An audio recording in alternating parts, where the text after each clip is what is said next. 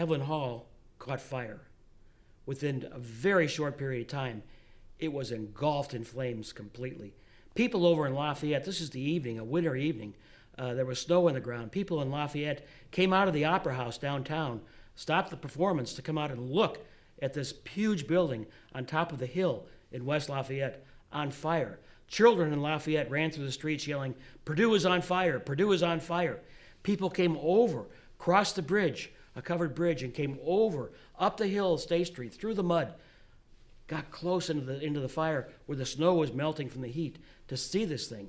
The newspapers described it as the most horrible thing that had ever been seen, the biggest fire in the history of Tippecanoe County, maybe still. But at the same time, it was gorgeous. It was beautiful. The flames were yellow and orange and red and blue, and it was this spectacular, spectacular sight. And it was horrific. It was the destruction of dreams. Smart lived in Lafayette. He came across the bridge. He stood in front of the fire, watched what was going on.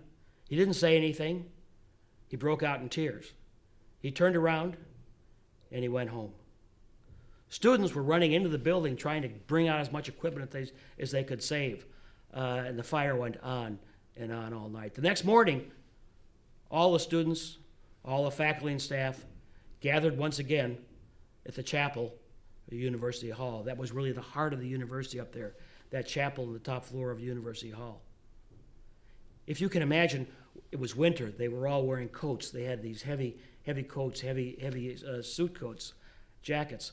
Smoke from a fire like that attaches itself to your clothing. When they all sat and crowded into that University Hall chapel, the smell of smoke poured off their clothing.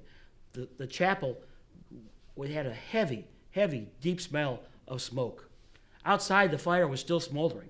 They could still hear the crackling of their precious hall, which was destroyed. And they were all sitting with their hands on their knees, and their heads were down. They were defeated. And that's when Smart got up to speak. And Smart looked him over, and he said, we're all pleased that there was no one hurt, and there wasn't. There was no one killed, which would have been far, far worse. And then he said, we are through looking back. That's it. We are no longer looking back. And he said what became one of the most famous lines in the history of our university. He said, gentlemen, I promise you, we will rebuild that tower one brick higher. Well, everyone who had been so despondent jumped from their seats, got up and cheered, and were excited as they were the day that he announced that Heavilon was giving the gift. And in fact, they never did look back again. They looked forward, and they did rebuild Heavilon Hall. In the end of 1895, they reopened a new building. It was even better than the one before, and it was not one brick higher. The tower was built 9 brick higher. The line, we will build 1 brick higher, became a mantra for Purdue. It meant that whatever we have done in the past at Purdue, we're going to do better in the future. Whatever goes wrong, we're going to overcome that and do better. I've always thought that Purdue University, studying its history, is a relay race.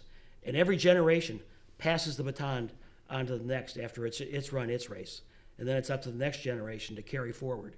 And each one of those generations, since Smart, has built this university 9 bricks higher.